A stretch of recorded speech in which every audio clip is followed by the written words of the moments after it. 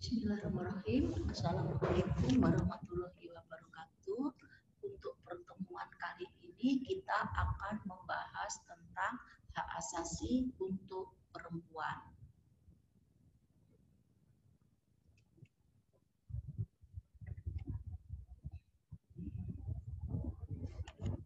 Hak-hak perempuan juga merupakan hak asasi manusia. Tanpa pemenuhan hak-hak perempuan, maka HAM tak pernah berdiri tegak. Namun, pintu awal untuk mengakui hak-hak perempuan adalah kesetaraan gender. Kesetaraan gender ini artinya hak perempuan ini harus sama dengan hak-hak laki-laki, tidak boleh dibedakan. Prinsip mendasar HAM adalah hak setiap orang untuk hidup terbebas dari kekerasan, perbudakan, dan diskriminasi. Akan tetapi fakta yang ada, masih banyak perempuan di dunia, juga termasuk di Indonesia, yang menjadi korban kekerasan, keperbudakan, dan diskriminasi karena faktor gender, faktor karena dia seorang perempuan.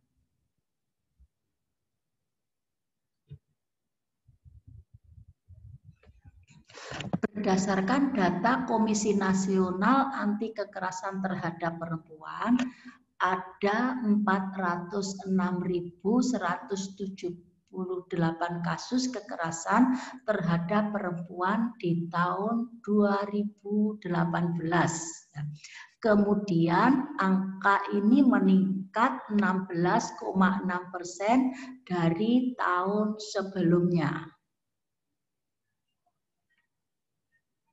Masih ada sekitar 40 juta orang yang menjadi korban kerja di bawah paksa alias semi perbudakan. Dan sekitar 736.000 diantaranya berada di Indonesia. Dan pedihnya sebagian besar di antara mereka adalah perempuan.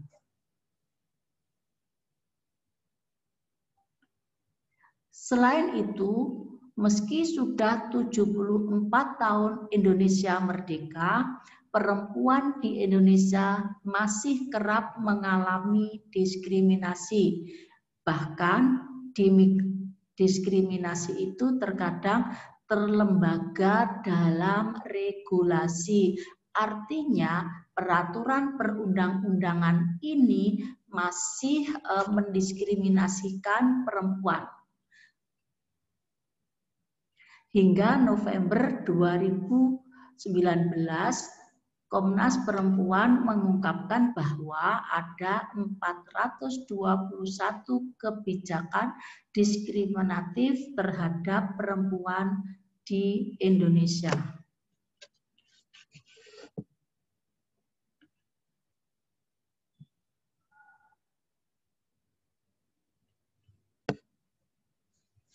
Hingga saat ini, hak perempuan untuk menjadi manusia bebas layaknya seorang laki-laki masih terhalangi oleh sebuah konstruksi sosial bernama patriarki. Apa itu patriarki? Yaitu lebih mengutamakan laki-laki.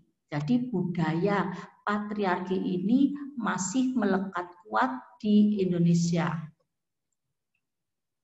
Konstruksi sosial ini menempatkan laki-laki sebagai inti dalam rumah tangga, pemegang tampuk produksi kekayaan dan penguasa dalam urusan politik. Bahkan takdir hidup perempuan adalah hanya mengurus rumah tangga, kemudian merawat anak, mengerjakan tugas-tugas ke rumah tanggaan.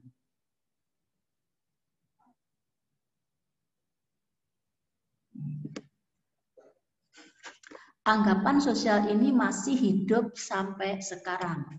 Misalnya dalam ungkapan setinggi-tingginya pendidikan dan karir perempuan tidak boleh lupa tanggung jawabnya sebagai ibu rumah tangga. Atau yang paling umum kita dengar di masyarakat, buat apa perempuan sekolah tinggi-tinggi, toh ujungnya juga di dapur.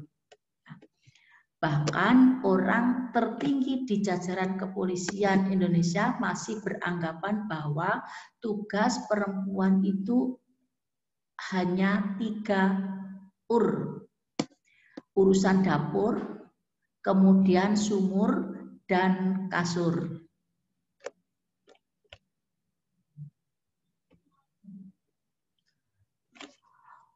Konstruksi sosial jelas melahirkan ketidaksetaraan, tidak hanya dalam rumah tangga, terlebih-lebih di ruang publik. Ini juga menciptakan kesempatan yang tidak setara antara perempuan dan laki-laki dalam mengejar mengembangkan pribadi dan tujuan hidupnya.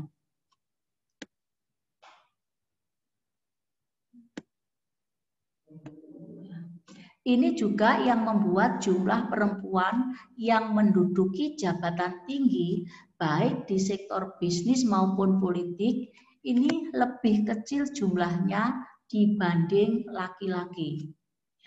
Dari 15 orang terkaya versi majalah Forbes, tak satu pun berjenis kelamin perempuan. Perempuan hanya dominan di usaha yang berskala kecil, menengah, dan rumah tangga. Kemudian kondisi di dunia kerja juga tidak lebih baik. Merujuk ke data Badan Pusat Statistik sepanjang 2010 sampai 2017, tingkat partisipasi angkatan kerja perempuan cenderung di angka hanya 83%. Sementara perempuan hanya di kisaran 50% saja. Kemudian ketimpangan ini juga tentang upah. Ketimpangan upah berdasarkan gender juga masih lebar. Pada tahun 2017, rata-rata pekerja laki-laki mendapat upah 2,6 juta, tetapi pekerja perempuan hanya mendapat 2 juta rupiah.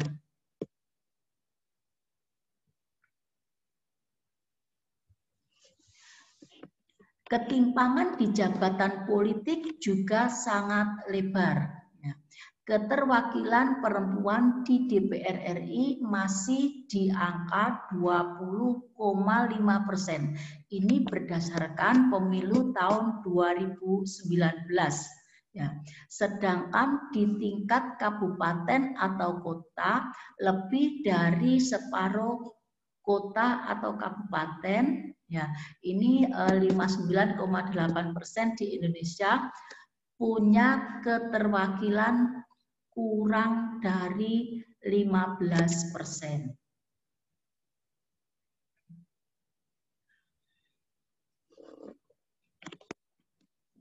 Bagaimana memperjuangkan kesetaraan ini agar hak perempuan sama dengan hak laki-laki?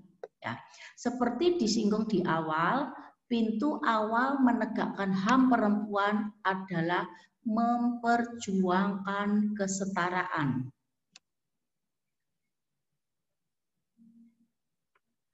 Bagaimana caranya? Yaitu yang pertama, negara harus membuka pintu kesempatan yang selebar-lebarnya kepada semua perempuan untuk bisa mengembangkan diri dan mengejar tujuan hidupnya, seperti di bidang pendidikan, kemudian di bidang kesehatan, di bidang lapangan kerja, kewirausahaan, dan sebagainya.